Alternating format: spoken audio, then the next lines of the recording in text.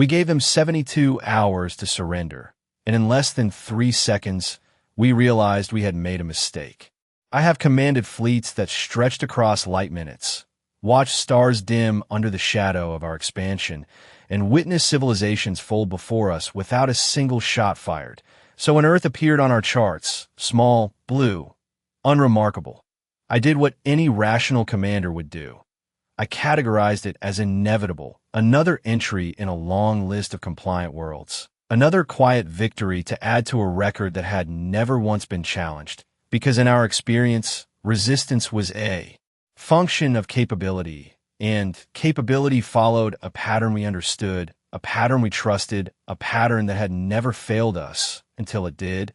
And it began as all great errors do, with certainty, the kind that feels like logic, the kind that sounds like strategy, the kind that convinces you there is nothing left to question. The council chamber that day was filled with that certainty. Thick in the air, like a shared assumption no one bothered to test. Projections floated above us, Earth's infrastructure, their primitive propulsion systems, their reliance on chemical energy, their lack of defensive grids. And each data point reinforced the same conclusion. They were behind, significantly behind, centuries at least, maybe more depending on how generously you interpreted their technological leaps. We had seen species like this before countless times, species that believed themselves advanced until they encountered something truly advanced, species that mistook survival for strength, adaptation for dominance. And we knew how those stories ended. They ended with treaties signed under pressure, with leaders bowing in carefully staged ceremonies, with populations adjusting to a new hierarchy that placed them exactly where we believe they belong, below us, safely below us. So when General Red has announced the ultimatum, 72 hours to surrender or face complete systemic control, the reaction in the chamber was not tension. It was satisfaction, a quiet confidence that bordered on boredom, because outcomes like this were predictable, almost procedural, and I remember leaning back in my command seat, reviewing the timeline, calculating resource allocation, already thinking about the next campaign, because this one was already done, or so I thought. The message was transmitted across the void, encoded in frequencies they could intercept, translated into formats they could understand. A simple directive wrapped in the authority of an empire that had never needed to repeat itself. And then we waited, not anxiously, not impatiently, just waiting the way you wait for something you already expect to happen. And when the response came, it wasn't what anyone predicted, wasn't panic, wasn't negotiation in the traditional sense. It was a request, a single request, precise and immediate. They wanted to send an ambassador, not after the 72 hours, not near the deadline, but now, immediately, as if time itself was irrelevant to them, as if the countdown we had imposed meant nothing at all. And that was the first moment. Something shifted, subtle, almost unnoticeable, a deviation from the pattern, because species facing extinction do not rush to meet their conquerors. They delay, they stall, they bargain for time, but this was different. And I remember someone laughing, a short, dismissive sound that echoed just long enough to reassure everyone else that nothing had changed, that this was still under control, that this was just another variation of surrender. But I did not laugh, not because I understood what was happening, but because I didn't. And in a universe where we understood everything that mattered, not understanding something was the only warning we ever truly needed. I have learned over many campaigns that confidence is rarely loud at the moment it matters most. It settles in quietly, like gravity, shaping every decision without announcing itself. And that is exactly what filled the chamber as we processed the human response. Not concern, not urgency, just the steady assumption that this was proceeding exactly as expected. The request for an immediate meeting was interpreted as eagerness, as desperation disguised as diplomacy, and the analysts moved quickly to support that interpretation. Because it aligned with everything we already believed, their projections recalibrated, timelines adjusted, not to prepare for conflict but to accommodate surrender. Because that was the only outcome our models considered realistic.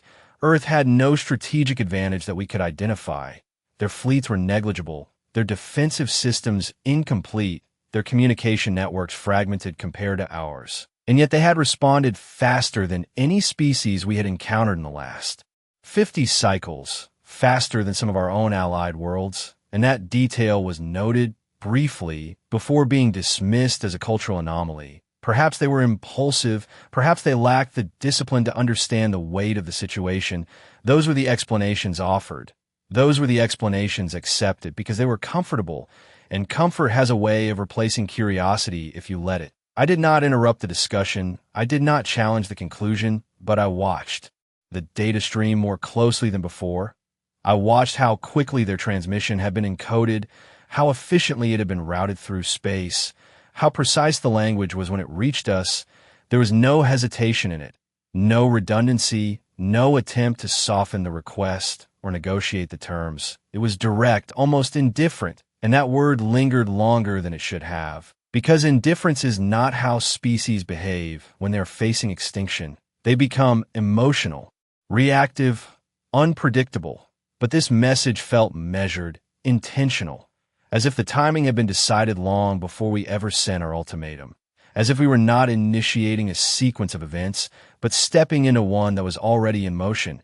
And that thought, that small, inconvenient thought, stayed with me as the chamber continued to operate under its own certainty. Orders were issued to prepare a reception platform, not a defensive perimeter, a reception platform, the kind used for formal, diplomatic arrivals, because there was no expectation of hostility, only the formality of closure. Security protocols were adjusted, not heightened but streamlined, designed to process a single individual quickly and efficiently, because that was all they were sending: one ambassador, one representative of an entire planet. And that choice drew more amusement than analysis. A single individual to negotiate with an empire that commanded fleets across entire sectors. It reinforced the narrative that they did not understand the scale of what they were facing, that they still believed in dialogue as a tool for survival rather than a formality before submission. And again, the chamber responded with agreement, with subtle nods and quiet affirmations that required no further discussion, because consensus had already been reached before the conversation even began. I remember glancing at the central display as the arrival window was calculated, less than 2 hours from the moment we received their message, less than 2 hours to cross the distance between our flagship and the outer edge of their system. And that was the second deviation, the second detail that did not fit neatly into our expectations. Their response had been immediate. Their arrival would be just as fast. And while our systems were capable of that level of efficiency, we had not observed it from them before, not at this scale, not with this level of precision. But once again, the explanation came quickly, pre-programmed, almost reflexive. Perhaps they had prioritized this above all else. Perhaps they had diverted resources. Perhaps they were simply lucky, and the moment passed, filed away as an anomaly that did not require immediate attention, because anomalies are only dangerous when you believe they matter, and at that time, we did not, at least most of us did not. But as I sat there, watching the countdown continue to tick, 72 hours reduced to 70, then 69, then 68, I realized something that I could not easily explain for the first time in a very long time. It felt like we were not waiting for them to surrender. It felt like we were waiting for them to arrive. I have seen envoys arrive from desperate worlds before, and they always share the same signs, the same tells that betray their position before they ever speak. Their movements are hurried, their posture uncertain. Their eyes searching for leverage where none exists. But when the human vessel appeared on our outer sensors, none of those patterns applied. It did not accelerate recklessly. It did not transmit repeated identification signals. It did not attempt to establish dominance through presence or technology. It simply moved, steady and precise, like something following a path it already understood. And that alone was enough to draw my attention away from the Council's quiet satisfaction and back to the data. The ship itself was unimpressive. That was the first assessment offered by our analysts. A compact structure, no visible weapon systems, no energy signatures that suggested advanced shielding. Its propulsion output was stable, but not remarkable. It looked like something designed for function rather than intimidation, and that reinforced the narrative everyone preferred, that this was a symbolic gesture, not a strategic one. But I kept watching because there was a difference between something being simple and something being deliberate, and I could not yet decide which one this was. The vessel crossed the final distance in exactly the time our systems predicted, not faster, not slower, exactly on schedule, aligning with our reception platform with a level of precision that would have satisfied even our own navigational standards, and that detail, that exactness registered in my mind as another deviation, because improvisation leaves traces. Even the best pilots adjust, correct, compensate, but this approach required none of that. It was as if every variable had already been accounted for before the ship ever entered our range. Docking clamps engaged, atmospheric seals confirmed, and still, there was no additional transmission, no attempt to announce arrival or request permission to proceed. Just silence, controlled and complete. The chamber remained composed. Of course, no one expressed concern. No one suggested altering protocol, because to do so would imply that this moment required something more than routine procedure. And routine procedure was exactly what we had prepared for. The reception corridor was activated, lighting calibrated to neutral tones, environmental conditions adjusted to accommodate a wide range of biological requirements. Because we did not even know what form their representative would take, human data was limited, fragmented, inconsistent, and that inconsistency had been interpreted as weakness rather than mystery. Another assumption that felt correct at the time. I remember the moment the outer hatch opened, not because of any dramatic display, but because of the absence of one. There was no hesitation, no pause, no visible adjustment to the environment. Just a single figure stepping forward, as if the transition between their world and ours required no consideration at all. And for the first time, the chamber fell into a different kind of silence, not the comfortable silence of expectation, but the attentive silence of observation, because the individual standing at the threshold did not match the image we had constructed. She was smaller than most of us had anticipated, her frame compact, her posture relaxed, no visible augmentation, no protective equipment, no indication that she was concerned about where she was or who she was about to address. Her clothing was simple, structured but unadorned, dark tones that did not draw attention to themselves. And yet somehow, she was the only thing anyone could focus on. Her movement into the corridor was unhurried, each step measured but not cautious, as if she had walked this distance before, as if this environment belonged to her as much as it did to us. And that was when I noticed the detail that none of the others seemed to register. Her eyes, not their color, not their structure, but their focus. They did not scan the room for threats. They did not linger on displays or defensive positions. They settled immediately on the center of the chamber, on the place where authority was expected to stand, and they stayed there, steady, unwavering, not in defiance, not in submission, but in recognition, as if she already knew exactly where she needed to be and why. And in that moment, without any declaration, without any show of force, without any explanation at all, something shifted again, not in the room, not in the systems, but in the assumptions we had built this entire operation on, because the one thing we had never considered, not once in all our analysis, was the possibility that they were not here to respond to us, but that we were here to respond to them. There's a specific kind of silence that forms when expectation and reality begin to separate, and it does not announce itself with noise or alarm. It settles into the smallest details, the way no one in the chamber spoke as she crossed the final distance to the center, the way even the ambient systems seemed to hum just a fraction quieter, as if the environment itself were adjusting to something it did not fully understand. And I realized then that we had prepared extensively for this moment, but only for the version of it that matched our assumptions, not this one. Not the version where the representative of a supposedly inferior world walked into the heart of our command structure with no visible concern, no attempt to establish leverage, no indication that she even recognized the imbalance we had spent cycles reinforcing. She stopped exactly where protocol dictated she should, directly across from the command dais. And for a brief moment, nothing happened, no one spoke, no one moved, because the script we had written in our minds required her to initiate, required her to acknowledge the position she was in. But she did not. She simply stood there, posture relaxed, shoulders level, breathing steady, and that stillness did something unexpected.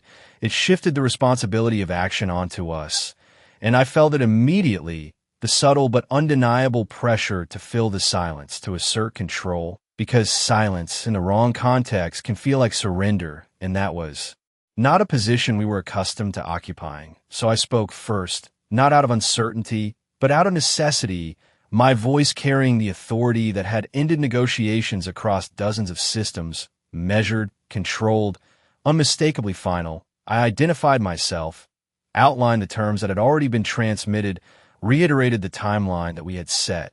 72 hours reduced now to a little under 66, and I expected the usual response, the hesitation, the attempt to reframe, the careful selection of words designed to buy time. But none of that came. Instead, she listened completely without interruption, without visible reaction, her gaze steady, not challenging, not submissive, simply present. And when I finished, when the final word of our ultimatum settled into the chamber, she did something so small that most of the council would later claim they barely noticed it. She tilted her head slightly, as if considering something not in our statement, but beyond it. And then she smiled, not broadly, not mockingly, just a subtle shift at the corner of her expression, the kind of smile that does not seek approval or provoke reaction. It simply exists. And in that moment, I felt the first clear fracture in the narrative we had constructed, because smiles are contextual, they follow emotion, they respond to outcomes, but this one felt premature, as if it belonged to a conclusion we had not yet reached, as if she was reacting to information we did not have. And the chamber reacted in its own way, a ripple of quiet discomfort that no one acknowledged, because to acknowledge it would be to admit that something was wrong, and we were not ready to accept that. So the process continued. I prompted her for a response, formal, direct, leaving no room for ambiguity, and again, she did not rush, she did not fill the space with unnecessary words. She simply allowed a brief pause to exist, just long enough for the weight of the moment to settle. And then she spoke, her voice clear, steady, carrying easily through the chamber without strain or amplification. And what struck me first was not what she said, but how she said it. There was no urgency in it, no attempt to match the authority of my own tone, no effort to elevate her position through volume or intensity. It was calm, almost conversational, as if this exchange were routine, as if the outcome were already understood. And as I listened, as the first words of her response began to form, I realized something that I had not considered until that exact moment. We had assumed that this meeting was about our ultimatum, about our timeline, about our control over what would happen next, but standing there, listening to her speak, it became increasingly difficult to ignore a different possibility, that this meeting was never about what we had given them, but about what they were about to give us. Her voice did not rise to meet the weight of the chamber. It did not attempt to compete with the authority that had been established long before she arrived. Instead, it settled into the space as if it belonged there, as if the room itself had been designed to carry it. And that was the first detail that made several members of the council shift, subtly, almost imperceptibly, because influence is usually measured in volume, in presence, in the ability to dominate attention. But she required none of that. She had it already, and none of us could explain why. She introduced herself with a simplicity that bordered on dismissive, not dismissive of us, but of the situation we believed we controlled. Victoria Hale, representative of Earth. No titles, no elaboration, no attempt to elevate her role beyond what was necessary. And that absence of embellishment felt deliberate, as if anything more would have been unnecessary, as if the name alone was sufficient for whatever purpose she had come here to fulfill. I waited for the rest, for the argument, the appeal, the structured negotiation that every other species eventually fell into when faced with the inevitability of our terms. But it did not come. Instead, she paused, not out of hesitation, but as if allowing something else to catch up, something invisible to us, something outside the boundaries of the chamber. And that pause stretched just long enough to become uncomfortable, just long enough for the council to begin recalibrating its expectations. And then she continued, not by addressing our ultimatum, not by challenging our authority, but by reframing the entire premise of the meeting in a way so subtle that several members did not even realize it had happened. She spoke of timing, not our 72 hours, but of timing in general, of sequences, of how decisions create momentum, and how momentum, once established, becomes increasingly difficult to redirect. And, as she spoke, I felt the structure of the conversation shifting beneath us because we were no longer discussing surrender or resistance. We were discussing inevitability, but not the kind we had imposed, a different kind, one that did not rely on force or threat, one that operated quietly, consistently, without requiring acknowledgement. And the more she spoke, the more it became clear that she was not explaining this for our benefit. She was stating it as fact, as something already in motion, as something that did not need our agreement to continue. The council responded as expected at first. Interruptions, attempts to steer the discussion back to the terms that had been set, reminders of the imbalance in power. But each time they spoke, she did not argue. She did not correct them. She simply let their words exist, and then continued, as if their input had been anticipated and already accounted for. And that was when the first real sign of discomfort spread through the chamber. Because control in any negotiation is measured by who dictates the direction of the conversation.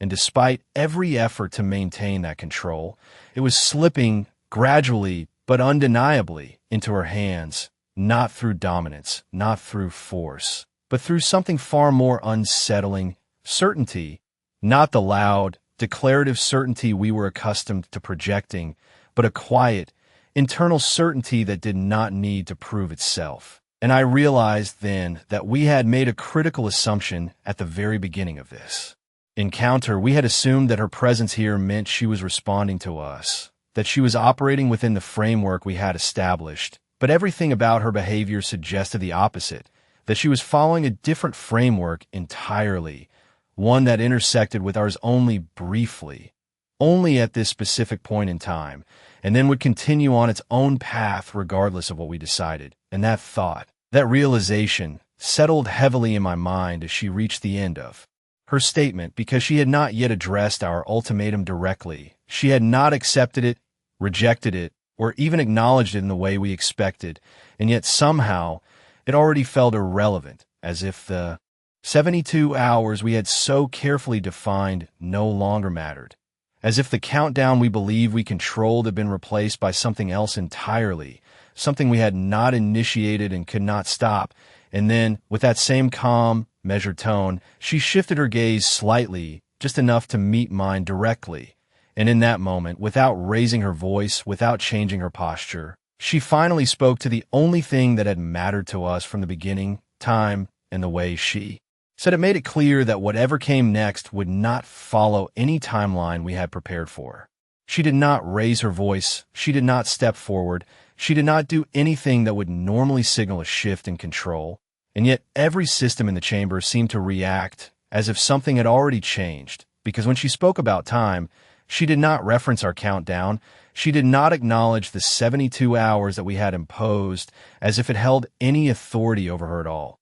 Instead, she treated it like a detail, a minor variable in a much larger equation that we had not been allowed to see, and that alone created a tension that no one in the room could immediately explain because time to us was a tool, something we defined, something we used to pressure, to control, to dictate outcomes. But the way she described it made it sound like something else entirely, something that moved regardless of our intentions, something that did not wait for permission. And as she continued, I began to notice a pattern in the way she constructed her words.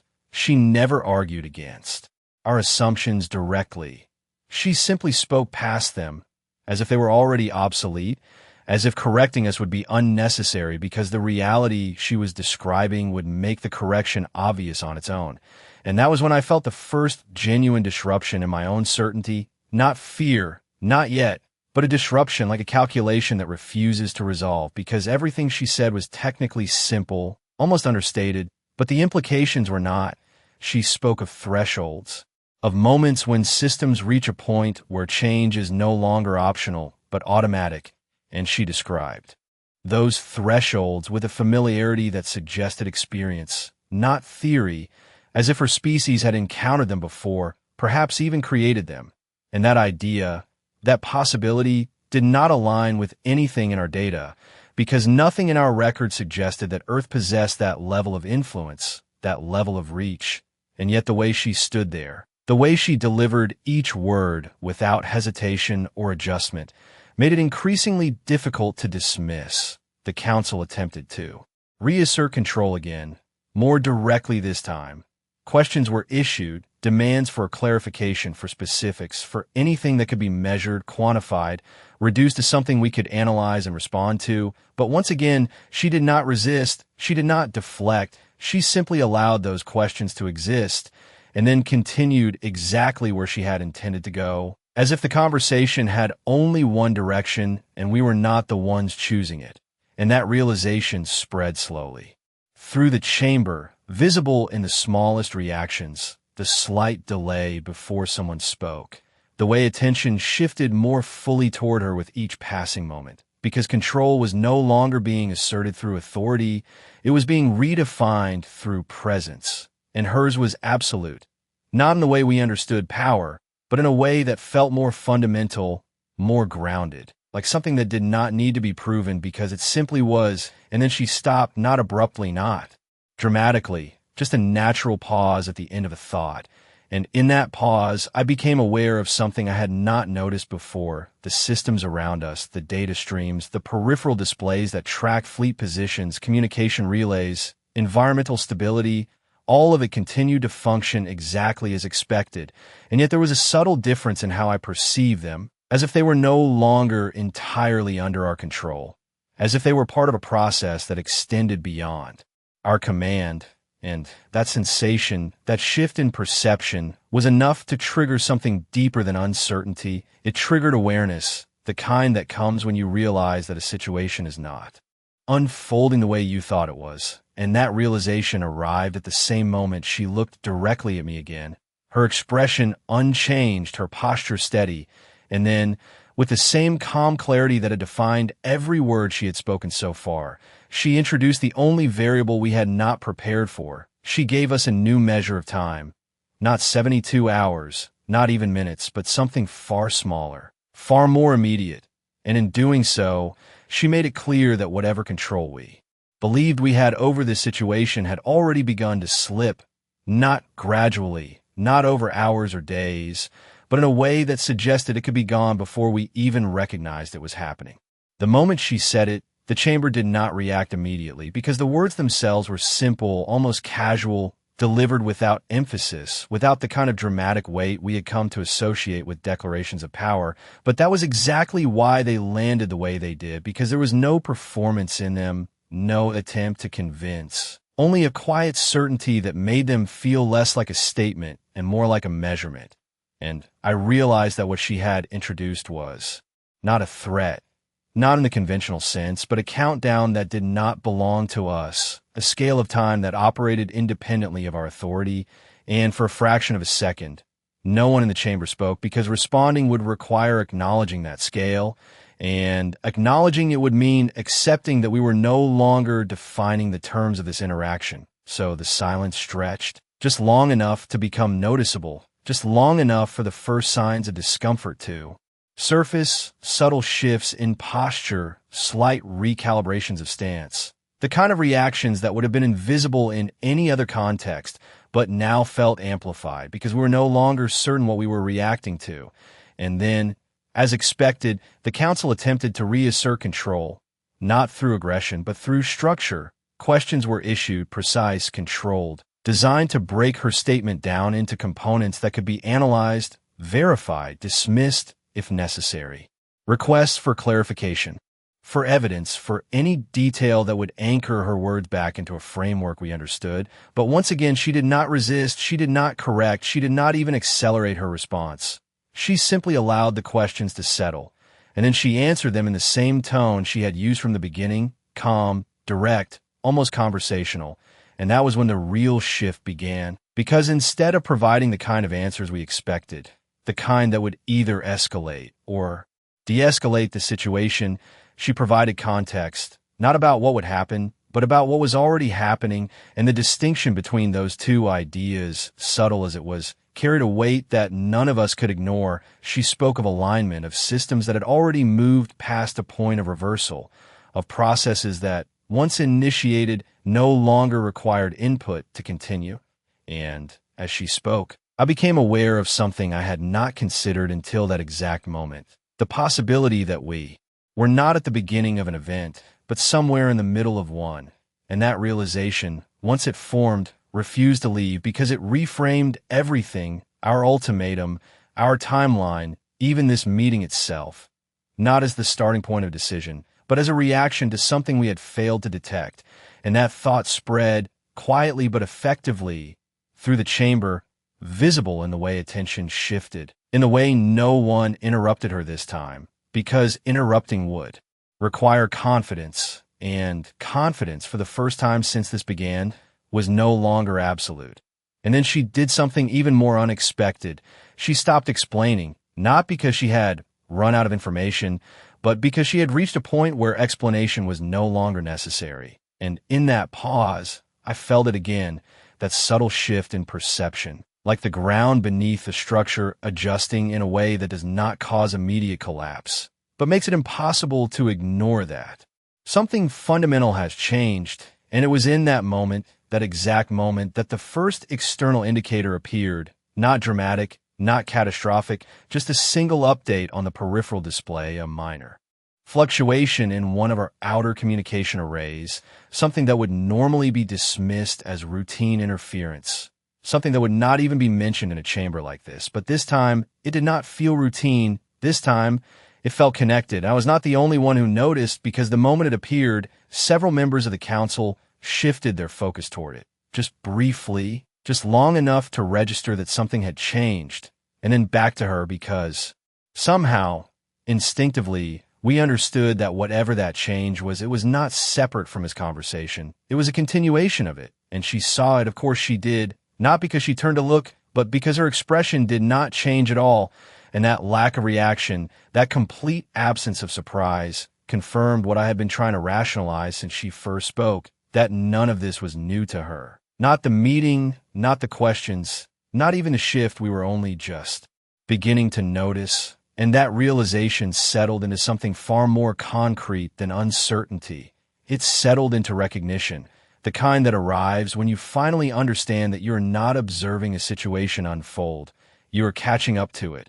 And in that moment, as the chamber waited for the next piece of information to reveal itself, I understood something that none of our data, none of our projections, none of our assumptions had prepared us for. We had not initiated this countdown. We had only just been introduced to it. The first fluctuation would have been ignored on any other day, logged automatically, categorized as background interference, and cleared without human review. But this was not any other day, and the moment it appeared, it carried a weight that none of us could justify through data alone.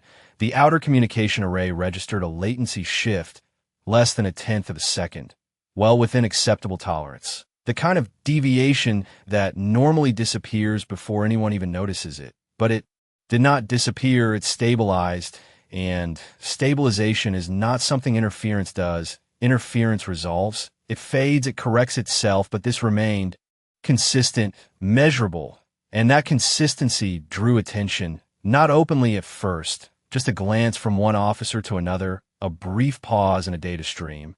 The smallest hesitation in a system that was designed to operate without hesitation, and I felt it immediately, that same quiet disruption that had been building since her arrival, except now it had a point of reference, something external, something observable, something that could not be dismissed as perception alone. And still, the chamber did not react the way it should have. No alarms were triggered, no protocols escalated, because to escalate would require justification, and at that moment, we did not have one. We had a fluctuation, a minor anomaly, and yet the longer it remained, the more it began to feel like something else, not an error, but an adjustment, as if the system itself was recalibrating in response to a condition we had not defined, and that thought settled in my mind with a clarity that made it difficult to ignore, because recalibration implies a reference point, something the system is aligning to, and if that reference point was not internal,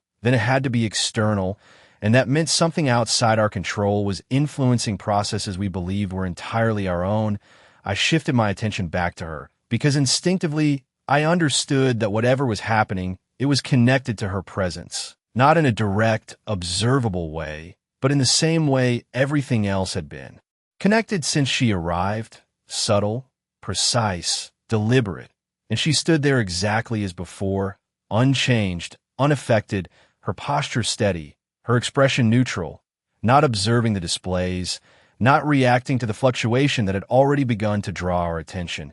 And that lack of reaction was more telling than any visible response could have been, because it suggested familiarity, not surprise. And familiarity implies expectation, which means this was not an anomaly from her perspective.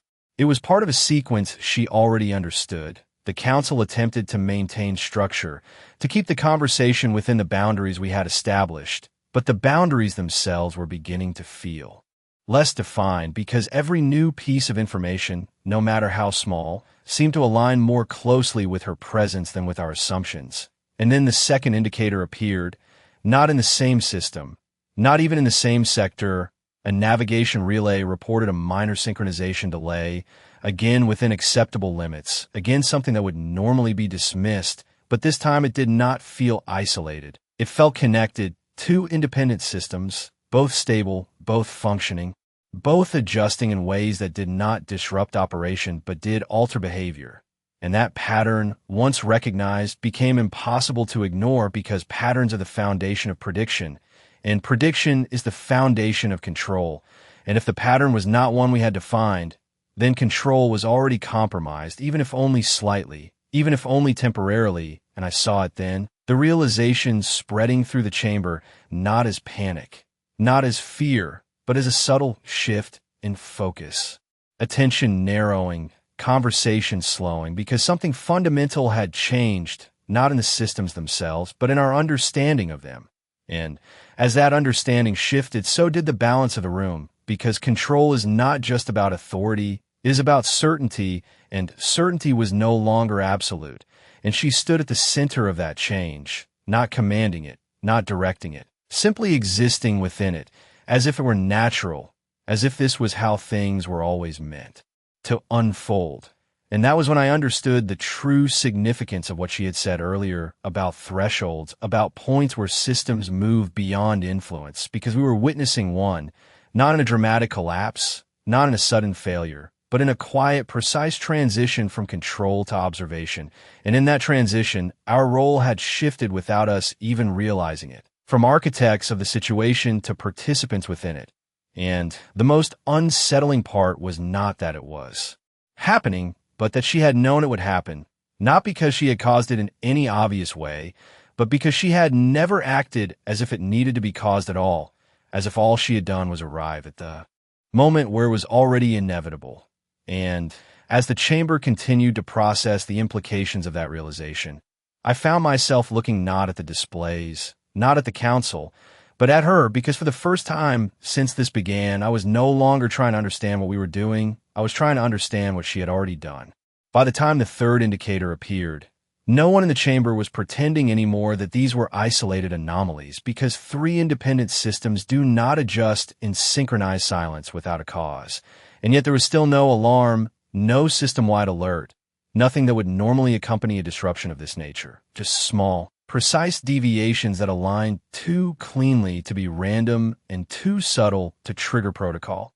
And that was what made it worse, because our entire infrastructure was built to respond to extremes, to spikes, to failures. But this was not a failure. It was a shift, controlled, measured, almost polite, as if whatever was influencing our systems had no intention of breaking them, only of reminding us that they were not entirely ours to command. And I could feel the change in the room now, not in words, but in attention, because every mind present had reached the same conclusion at slightly different speeds, and none of us were comfortable saying it out loud, that the pattern we were observing had not started when the first fluctuation appeared. It had started before that, before the ship arrived, before the message was received, possibly even before we ever set our ultimatum. And that meant we had been reacting to something we had not detected from the very beginning, and that realization carried a weight that no display could quantify. I looked back at her again, because at this point, there was no separating her presence from what was unfolding, and she remained exactly as she had been, calm, composed, not observing the systems, not acknowledging the changes that were now impossible to ignore. And that absence of reaction was no longer just unsettling, it was defining, because it meant she was not waiting for confirmation, she was not watching for results, she already knew in that. Knowledge changed the way I heard her next words, because when she spoke again, she did not reference the systems, she did not point to the indicators or explain them, she simply continued the line of thought she had introduced earlier about time, about thresholds, and about what happens when a process moves beyond the need for permission. And this time, there was no interruption, no attempt to redirect the conversation. Because the room had already shifted, authority had not been removed, but it had been diluted, spread thin across uncertainty. And in that space, her voice carried more weight than it should have. Not because it was louder, but because it was aligned with what we were now observing. And alignment, I realized, is more convincing than force. She spoke of the first second, not as a moment in time, but as a boundary, a point where recognition begins, where systems start to register that something is different even if they cannot yet define it. And as she described it, I felt a strange clarity settle in, because that was exactly what we were experiencing: recognition without understanding, awareness without control. And that clarity made the next part unavoidable, because if the first second was recognition, then the second would be something else, something deeper, something that moved beyond awareness into response. And the moment that thought formed, the displays confirmed it, not with alarms, not with failure, but with something far more precise. Synchronization. Systems that had been operating independently began to align in ways they had not been programmed to do: communication arrays, navigation relays, even environmental controls, all adjusting, not erratically, but toward a common state that none of us had defined. And that was when the room changed completely, not through noise or motion, but through realization. Because synchronization requires coordination, and coordination requires a source. And we were no longer certain that. Source was us. I heard someone begin to speak, a question, a command, I could not tell which, but it stopped before it fully formed, because speaking would have meant asserting control, and at that moment, control felt theoretical at best. And then she looked at me again, not sharply, not dramatically, just a simple shift of attention that felt heavier than anything else in the room. And for the first time since this began, I understood the structure of what she was presenting, not as a threat, not as a negotiation, but as a sequence. First recognition, then alignment. And whatever came next would not be something we could interrupt, only something we could witness. And as that realization settled into place, as the systems around us continued to adjust in quiet, precise ways that no longer felt accidental, I understood something that none of our strategies had prepared us for. We were not being challenged. We were being measured, and we had already passed the point where our response could change the outcome. The transition into the second was not marked by a sound, not by an alert, not by anything that would traditionally signal escalation. And that was what made it impossible to ignore, because escalation in every system we had ever designed relied on visibility, on clear indicators that something had moved from one state to another. But this moved quietly, seamlessly, as if the boundary between states had been removed entirely. And for a brief moment, there was a strange sense of stillness in the chamber, not because nothing was happening, but because everything was happening in a way that did not require motion. The synchronization we had observed moments earlier did not stop. It deepened. Systems that had aligned began to operate with a level of cohesion that exceeded their original design parameters. Communication relays adjusted their routing paths without command. Navigation grids recalculated positions with increased efficiency. Even environmental controls stabilized into patterns that reduced fluctuation beyond expected norms. And each of these changes, taken individually, could have been interpreted as optimization, improvement, something beneficial. But together, they formed a pattern that none of us had authorized. And that was the point where recognition turned into something else, something more difficult to rationalize because recognition can be dismissed as uncertainty, but alignment followed by enhancement that requires explanation, and we did not have one. I could feel the shift in the room more clearly now, not just in attention, but in posture, in the way individuals who had spent cycles projecting certainty were now holding themselves just a fraction differently, as if adjusting to a new center of gravity that had not been there before. And still, no one issued a command, no one triggered a system-wide diagnostic, because doing so would mean admitting that we were no longer certain of our own infrastructure, and that admission carried consequences none of us were prepared to face. So we observed, we waited, we allowed the process to continue, hoping perhaps that it would resolve itself, that it would return to baseline, that whatever was happening would reveal itself as something manageable, something familiar. But as the second progressed, it became increasingly clear that this was not a fluctuation. Moving towards stability, this was stability redefining itself. And that distinction settled heavily in my mind, because it meant that what we had previously defined as normal operation was no longer the reference point. Something else was, something external, something we had not created, and I found myself looking at her again, because at this stage there was no separating the sequence from her presence. And she remained unchanged, completely unaffected by the shift that had begun to reshape the environment around us, her posture still relaxed, her expression still neutral, her attention still focused, not on the displays, not on the systems, but on us, as if we were the variable she was measuring, not the other way around. And that realization was enough to trigger a deeper awareness, because it reframed everything we were experiencing, the synchronization, the optimization, the quiet redefinition of system behavior, not as an attack, not as a malfunction, but as a calibration. And calibration implies a standard, a baseline that systems are aligning to. And if that baseline was not ours, then we were no longer the reference point for our own technology, and that thought once formed refused to leave. It echoed through every observation, every adjustment, every silent change that continued to unfold without interruption, without resistance. And then she spoke again, not to explain, not to clarify, but to continue the sequence she had already established. And this time, she did not describe what we were seeing. She named it, simply, directly, without emphasis. She called it the second. And the simplicity of that label carried more weight than any technical explanation could have, because it confirmed what we were only just beginning to understand, that this was not random, not reactive, not even situational. It was structured, intentional, part of a progression that had been defined long before we became aware of it. And as she spoke, as the systems around us continued to adjust in ways that felt increasingly cohesive, increasingly unified, I realized that we had crossed another threshold, not just in the process unfolding around us, but in our perception of it. We were no longer questioning whether something was happening. We were trying to understand what stage of it we were in.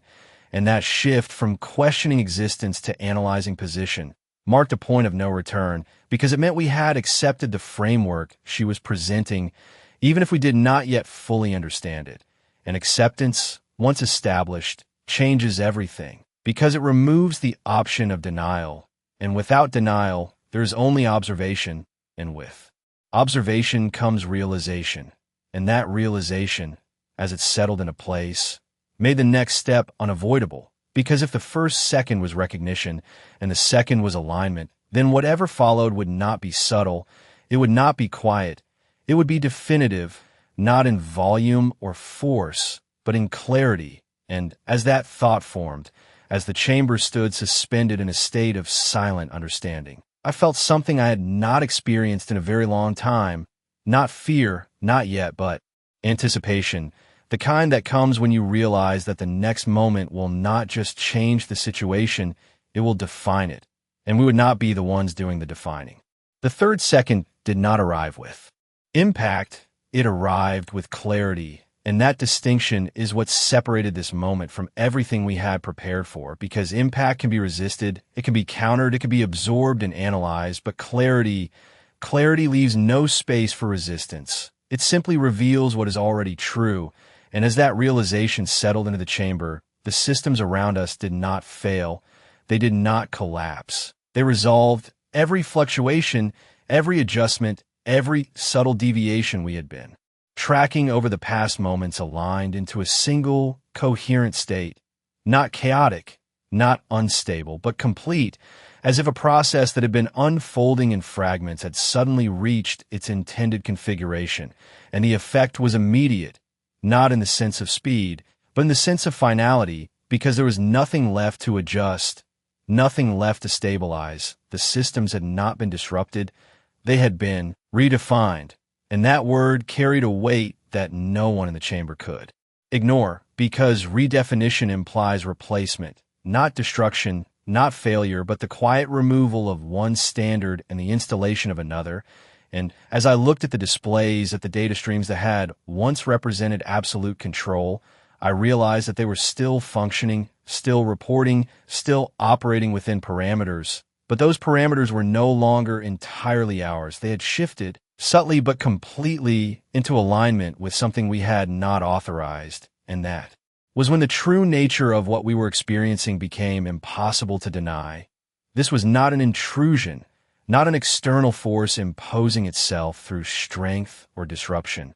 This was an integration, a seamless incorporation of our systems into a framework that extended beyond them, and the precision of it, the absolute lack of resistance it had encountered, suggested something far more unsettling than any overt display of power.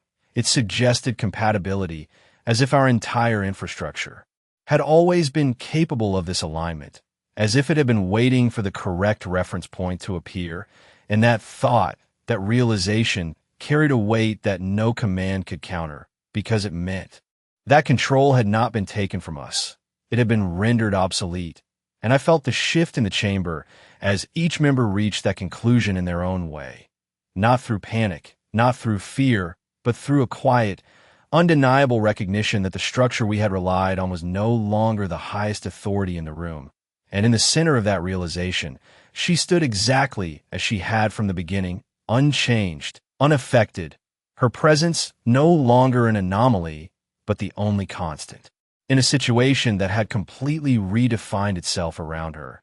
And that was when I understood the final step in the sequence she had been describing, not recognition, not alignment, but resolution, the point where uncertainty ends, not because it has been answered, but because it has been replaced by something more fundamental, something that does not require explanation. And as that understanding settled into place, I found myself no longer looking at the systems, no longer searching for anomalies or fluctuations, because there were none left. Everything was stable, everything was aligned, everything was complete, and in that completeness, there was only one remaining question, not what had happened, not how it had happened, but what it meant for us, for the structure we had built, for the authority we had assumed was absolute. And I realized then that this question did not need to be asked out loud, because she had already answered it, not through explanation, not through declaration, but through the sequence itself, through the quiet, precise unfolding of a process that had moved from recognition to alignment to resolution without ever requiring our permission. And in that realization, I felt something that I had not allowed myself to consider until that exact moment. Not fear, not yet, but something far closer to it, something that sits just beneath certainty when certainty begins to dissolve. Because for the first time since I had taken command, I was no longer certain that we were the ones defining the outcome. And as that thought settled into place, as the chamber remained silent, not out of confusion, but out of understanding, I looked at her again, and in the calm, steady focus of her gaze, I saw the final confirmation of what we had only just begun to comprehend. This had never been a negotiation, never been a response, never even been a confrontation. It had been a demonstration, and we had just witnessed it in full. There are moments in command where the correct response is immediate, decisive, unquestioned. And then there are moments where action itself becomes the wrong move, where the only viable choice is to observe, to process, to understand before attempting to regain control. And this was one of those moments, except there's something fundamentally different about it, because observation usually leads to options, to branches, to possible responses that can be evaluated and executed. But as the chamber settled into the stillness that followed resolution. It became increasingly clear that there were no branches left, no alternative paths to consider, only a single, unavoidable direction that had already been established, and the realization of that did not arrive as panic. It arrived as silence, a complete absence of interruption, as if every individual present had reached the same conclusion at the same time and understood that speaking would not change it, because what had just occurred was not something that could be reversed through command. It was not something that could be countered through force. It was something that had redefined the context in which those concepts even existed, and I found myself analyzing it not as an event, but as a system, breaking it down into components, tracing its progression from the first subtle fluctuation to the final state of complete alignment. And the more I examined it, the more one detail stood out above all others. There had been no resistance, not from our systems, not from our protocols, not even from our perception until it was too late to matter. And that absence of resistance suggested something that was far more concerning than any overt demonstration of superiority. It suggested that whatever framework had just integrated with ours was not foreign to it. It was compatible with it at a level we had never considered, as if our entire infrastructure had been designed, intentionally or not, to accept this kind of alignment when presented with the correct conditions. And that thought shifted everything, because it meant this was not an invasion, not an imposition, but a convergence, two systems meeting and resolving into a single, more efficient state. And in that convergence, our role had not been eliminated. It had been reassigned, subtly but completely, from controllers to participants, from decision-makers to variables within a larger equation. And I could see that understanding forming in the chamber, not through words, but through the way attention had shifted entirely toward her, because she was no longer just the representative of a distant world. She was the only point of reference that still made sense in a situation that had redefined itself around her presence. And yet she did not move, did not change, did not acknowledge the shift in any way that would suggest she had just altered the balance of an entire empire. She simply stood there as she had from the beginning, calm, composed, as if this outcome had been expected, as if this was not the end of a process but the confirmation of one. And that was when I understood the final implication of what we had just experienced. This had not been a test of strength, not a contest of power, but a demonstration of inevitability, a sequence designed to show not that we could be defeated. But that defeat was not even the correct framework for understanding what had happened, because defeat implies opposition, and there had been none. Only progression, only movement from one state to another.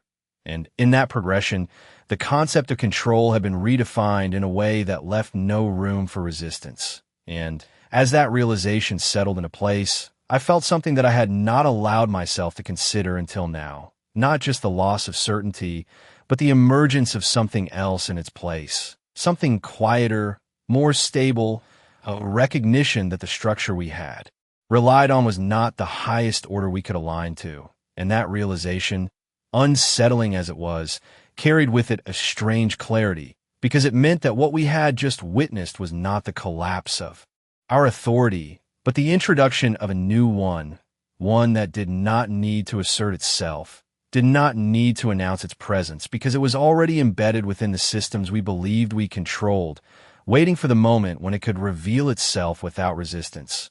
And that moment had just occurred, and as I looked at her, as I met her gaze once more, I understood that whatever came next would not be determined by the choices we made in this chamber, but by how we adapted to the reality that had just been presented to us. Because the sequence was complete, the demonstration was over, and the only question that remained was not whether we would accept it, but how long it would take us to realize that we already had. It is a strange thing to realize that the moment you believed defined your dominance will instead be remembered as the moment you misunderstood everything. And that realization does not arrive with noise or resistance. It settles in quietly, like a correction that has always been waiting to be made. And as the chamber remained still, as every system continued to operate within its new alignment without disruption or error, I understood that what we had just witnessed would not be recorded as a loss, because there had been no battle, no opposition, no measurable conflict to define it. It would be recorded as a revision, a change in understanding that would ripple outward through every level of our command structure, through every system that now operated under a standard we had not defined but could no longer deny. And in that realization, the final layer of certainty fell away, not replaced by chaos, but by something far more stable, something that did not require belief or acceptance to function, because it was already in place, already integrated, already complete. And I found myself looking at her one last time, not as an opponent, not even as a representative of another world, but as the only entity in the room who had never needed to adjust, never needed to react, because she had arrived already aligned with the outcome we were only now beginning to comprehend. And that was when I finally understood the purpose of her presence here. Not to negotiate, not to threaten, not even to persuade, but to witness, to stand at the exact point where our perception shifted and ensure that we saw it clearly. Because without that moment of clarity, we might have continued to operate under assumptions that no longer applied. And assumptions, once invalid, become liabilities. And this was not a situation that allowed for liabilities. It required adaptation, immediate and complete, and the weight of that requirement settled into the chamber. Without a single word being spoken, because words were no longer necessary. The sequence had already conveyed everything that needed to be understood, and in that silence, I recognized something that I had not considered at the beginning of this encounter. That power is not always demonstrated through force or scale, or even control. Sometimes it is demonstrated through inevitability, through the ability to define a process that others cannot interrupt, cannot redirect, cannot even fully perceive until it has already reached completion. And that was what we had been shown, not that we were weaker, not that we were inferior, but that our understanding of strength had been incomplete, limited to frameworks that no longer represented the highest possible order. And as that understanding settled into place, I felt the final shift occur, not in the systems, not in the chamber, but within myself. A recalibration of perspective that aligned with the reality now surrounding us. And in that alignment, there was no room left for denial, only acceptance, not as surrender, but as recognition that we had encountered something we had not prepared for, because it did not exist within the boundaries we had defined. And now those boundaries had expanded permanently. And I realized that the 72 hours we had once considered absolute had never truly existed as a constraint. Not for them. Not for this. It had only been a measure of how long it would take for us to arrive at this exact moment of understanding. And we had reached it far sooner than expected, not because we had accelerated the process, but because it had already been in motion long before we were aware of it. And as I stood there in the center of a chamber that had once represented unquestioned authority, now redefined by a presence that required no assertion, I understood the final truth that would be carried forward from this moment. Not as a warning, not as a threat, but as a simple, undeniable fact. We had never been evaluating them. We had been evaluating ourselves. And in doing so, we had discovered something that would change every decision we made from this point forward, that the species we believed we could command had never been waiting for our permission. They had been waiting for us to understand. And now that we did, the question was no longer what they would do next, but what we would become in response to it.